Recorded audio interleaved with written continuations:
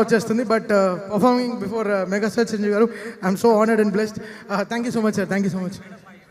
Already బ్రూస్లీలోని ఒక song Bruce leak లాగా మాకు కనిపించేసింది, వికీ లీక్ లాగా, అండ్ ఫెంటాస్టిక్ రెస్పాన్స్ వచ్చింది.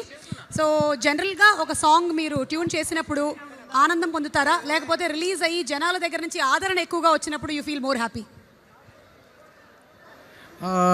సాటిస్ఫాక్షన్ ఎలా వస్తుంది?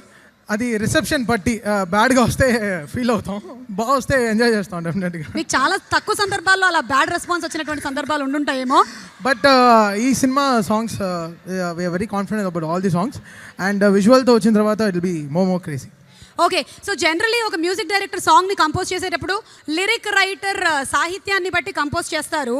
ఇక్కడ మీరు చరణ్ వేసే స్టెప్స్ని కూడా దృష్టిలో పెట్టుకుని ఏమైనా కంపోజ్ చేస్తారా? అవును, ఈ సాంగ్ లిరిక్ రాసిన రామ్జోయ్ శాస్త్రి గారిని వేదిక మీద వస్తే బెటర్ ఏమో.